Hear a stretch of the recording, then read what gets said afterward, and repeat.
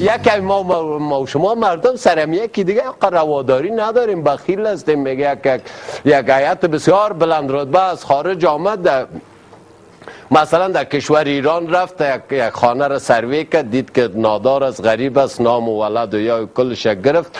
گفت چقدر پیسه ضرورت داری، زندگیت به چه رقم یک آرزو داری که چه قسم یک زندگی؟ و گفت آقا 500 میلیون تومان باشه میشه. خویی گفت 500 بخی کفایت میکنه. آره خب دمون نرخ و نوای از وال بعد خانه موتر هم زندگی و باغک و شاخک و هر چیز میشده، اما ضرورت خدا گفته به شرط تو را 500 میلیون میتم که اینی همسایه تا دو چند میتم، مثلا 1000 میلیون. اشکال نداره آقا بفرما، خدا کنه 2000 میلیون بیتیش من 500 میلیون کارم میشه. خویی را گفت سعیس نام از این قید شد. مثلا در دیگر کشور تاجیکستان ایره گفت یک خانه را سروی که چقدر کار داری، اینه قدر، ای گفته اینه قدر روبل دمه بته و چنان و چطور و چنان. خب گفت همسایه تا 2 برابرت میتم. هیچ گفت آقا جون خیر شما میلش پروا نداره، هر چند بیتین شما میدانید، پولتان میداند، من همین قدر کار دارم خلاص. خویام شد و آمد در وطن ما و شما در یک جای خانه را تک تک زد، دید که غریبه کس السلام علیکم مادر جور بخیر قرار کتی خارجی ها ترجمان است، جور پرسانی خلاص شد. گفت پدر جان چقدر پیسه کار داری که همین زندگی جور شد؟ ما یک دفتر هستیم، یک مؤسسه هستیم، کمک میکنیم براتان. چقدر پیسه زندگی جور میشه؟ گفت بگی با 1 لاک روپیه بتی بیست بس است. گفت 2 لاک بخی جور میشه؟ گفت 2 لاک بتی دیگه تو را غرض نیست. گفت به شرطی که اینی همسایه تا باز 2 چند میتم 20 لاک. اوه سیگوین حال ما شما بخیلی سنی. خب خیلی رقم که باشه 2 چند خیلی بگی پدر جان گفت اینی یک چشم مرا کور که از همسایه مردو چشموش کور. 2 تا دختر و بچه کنار هم نشسته بودن. باز دختر طرف بچه سعی کرد، گفت دمی چشمایم سعی کرد که چی میگه برات. خیلی بچه بیچاره، بچه همهش فرمان بردار هستن دیگه. دیگه چطور کنه بیچاره طرف چشمای دختر سعی کرد چیز نفهمید دیگه. عشقای لیلی مجنون لولا معلوم. یکی از جلالی صاحب که عاشقی های لیلی و مجنون هم نمانده، حالا چشمام میکب و ریمبل و چیز میشه، صحبتاش درست فهمیده نمیشه. خب بالاخره دختر طرف بچه گفت که نفهمیدی چی گفت؟ گفت والا کم کم خب میفهم، خب پلکک میزنی آوازت قطع وصل میشه. نام کبوتر زخمی نصیر القاس یادش بخیر دایرکترش بود. این فیلم قسمی بود که ما یک چند نفر دوزاستیم بالا میشیم در خانه مردکه. خب شما دوزاستین بالا میشیم، خدا خواسته باشه. نقش دوز بود. بالا میشیدیم همین یک چنگک تقریبا این اگر مبالغه نشه 1.5 چارک 2 چارک نیم سیر میامد. این چنگک باید تاو میخورد، حصول دیوال میفتاد، باز قیت میکرد بالا میشید. همین چنگک هم من انداختم. همین چنگک یک دفعه تاو دادم انداختم کش کردم خطا خوند شدن. یعنی مبالغه هم نیست. کسایی که در اون فیلم ما هستن خیلی هم زنده هستن، یادش بخیر. همین دیگه دوزا قناعت و دیگه دوزا این بیا هستن. این دفعه دوم کمی چنگک کمی تو کش کردم، کمی چنگک خطا خود راست آمد. این دمی تقدیر این دمیجه که خود تنگ پسکی افتاد. یک وقت سعی کردم که فقط تو پفوز وار این دمیجه کلوره شد. چیز میگه در اون سابقه پالوانی مود بودنی، اون در وقتای پالوان فضلو تو فکر کو. میگه پالوان فضلو آمد سر رنگ بر آمد و بازوارا در کدام نشان میته، از این سو کمر و خو عریف صدا کد و سرش صدا کدن که عریف از کیست و عریف کیست. همون است که خدایی عریف فضلون آمده. والا چطور کنیم و ها آخر این تو مواری یک تار تنبور خیز دادم فضلو گفته اینه بیا مکتیت میگیرم.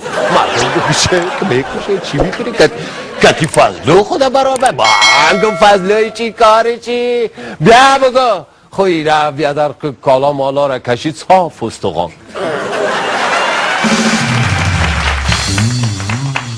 بالاخره فضلو را آورد که تزی آدم رخ در رخ شد و او پالوان ها چی میکنن ده اینجا یک تپ تپ میکنن هم یک دوره خودید که فضی راستی همین لاغری دوره کدرایی سال فضلو نمیایه حال دیروز هم 1 بجه شده نه آخر همی قاق صدا کرد بیا فضلو بیا دگال چپک و کچاش تست نانه بخوریم خواه میگه پالوانا که چپه و خودن یایشان معلوم میشد باز این پالوانا رو یک چمچه شوروا میدادن این مسکینک لاغری گشنه بوده گفته بیا چپک و کال از گشنگی مردیم بریم شوروا رو بخوریم این مقصدش پشتی نباشت تو که دم سر برنده استاد بود که آیسکریم قیو قیو قیو قیو تیر میشد خوی دید مادر پیسه مادر 1 پنجی گفت نیست بچه این پدرت رفتن نداد میده نداشتن یا نداد یا چه رقم گفت خیلی مادر جان من دوست داری گفت تا دوست دارم گفت بیخی زیاد دوست داری گفت بسیار زیاد دوست دارم گفت خیلی اگه من زیاد دوست داری پدر من طلاق بده که اون آیسکریم والا ازدواج کو کرد دستری حالا یک ذره ازدواج و طلاق اعتراض زیاد هستنی یک نفر از یک خانه یک دختر میگیره 6 خوشنا رو رد درد گرفته میره یک نفر با امرای دوستش روان بوده درا بسیار زیاد گشنه شده بود خوش به اندازه دیگه گشنه شده بود که تحمل برش نمونده بود ما خو گشنه شدیم باید بریم در یک رستوران یک جای نان نوش جان بکنیم همین دوستش گفته بود هیچ گپ نیست میریم همینجا ما یک رستوران تا میشناسم بسیار خرگوشای همون تو تازه و چوچه بسیار خوب گوشت خرگوش پخته میکنه و اونجا برو نوش جان گفت 1000 دفعه میریم اونجا خوی رفت مردکه رفتن اما تو سر تخت هتل شیشتن گفت او بچه بیا اینجا که آمد گفت خرگوش همون تو چوچه چیزام تازه باشه گوشتش همون تو که بسیار دیگه بس خراب است گفت بچه‌شم چرا نه آورد چیزا گوشت آورد برش گوشت که خود یک رقم هم تو در جانش نشید گفت بابا چیزی بیاد تو مطمئن هستی که خرگوش تازه بود گفت ها بیادر چی میگی تو مطمئن هستی تا چند دقیقه پیش میاو کردم اینجا میگشت یک وطندار ما و شما رفته بود آلمان فهمیدی؟ بله آلمان رفته ایسو چه کرده اوسو چه کرده خویر پلیس استاد کده جیبای شک تلاشی کده در کنج جیب از یه نقه چرس مانده گفته what is this این تیر خدا ورده باز گفته what is this آخری گفته this is چرسس سرخانه سرسس قط انتخ سرگنگسس میگه لوده یک اندیوال داشت کدام روز فرد کدام مار میه سری اندیوالی را میگزه ایوز که او کدام بکشش یا نکشش این لوده از خاطر که زار پایان نره گردنش بسته کرد یک لوده بود رفت کلا خریدم خب کلا بای کرد گفت دانه چند گفت دانه 5 روپه گفت بدون پستش بگو چند میشه میگه کدام دوست خانه در آمد که صاحب خانه خواست که اولاد و زن اولاد یا خود دیگه تلویزیون چالان است مسابقه فوتبال لایف چالان است این دوست فوتبال از یاد دوست داشته قرار میگه در سیر کردن فوتبال شده ای دزدی یادش رفته که در خانه مردم هستم که یک وقت صاحب خانه جدکه کسی میگه این میگه هیچ من فاروارد هستم مرا کارت سرخ داور بیرو کشیده اینجا سعید برو داخل شد حالا این داخل شد دکتر گفت که لشت کو بچیم جانتا سه ساکت باز گفت که نفهمیدم گفت جانتا لشت کو که من معاینت کنم بازی نفهمید گفت بدر جانتا لشت کو گفت بدر این ساکت دوز گفت که من کلی منطقی تیزه لشت کنیم تو چطور مرا لشت میکنی بار بگریز نام چارلی و چهره چارلی و کارای چارلی حتما آشنا هستین میگه از چارلی سوال کردن که از زن لجباز خوشت میایه خوش داری گفته کدام رقم دگام داره کلجیت سنگ میگه مسافرت بود کلگی مردم در کشتی یک وقت کشتی آرزه پیدا کرد او داخل شد در کشتی آستا در راه انداختن دیگال نوبت نیست همین مردا خدا پیش آخرم و کشتی چلان صدا کرد گفت مردا را استاد کو کل مردا را استاد کرد زنا را گفت حق اولیت از شماست همین زنا خدا انداخته میره دیگه اونجا یک نیانگ است کمی من دازه خدا میگیره میخوره کمی میگیره خب که دید که نیانگ سیر شد دیگه که نفر نمیگیره گفت اینال مردا را ایلا که نیانگ سیر شد یک لودر میگه برد پیش قاضی، گفتن قاضی صاحب اینی یک نفر را گرفت کتم بوک زد بینیش میده کرد. قاضی گفت تو چطور بینی نفر را کتی بوکس میده کردی؟ دیگه این لوده چی میگه؟ پیش بیا که نشانت بده. گفت یعنی چرا میده کردی؟ خیالش که میگه نشان بگو پیش بیا که نشانت بده. اینی رقم میده کرد. یک روز یک لوده را گفتم برو کتاب نوشته کن. خب یک لوده را گفتم کتاب نوشته کن، رفت 200 ورق کتاب نوشته کردم. گفت نفر داد گفت بگیرید بخوان. نفر خوان. صفحه اول نوشته است اسب چطور میره.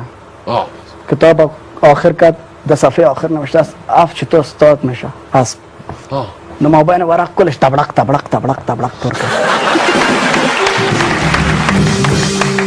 این کتاب به نام صدای پای اسب بوده.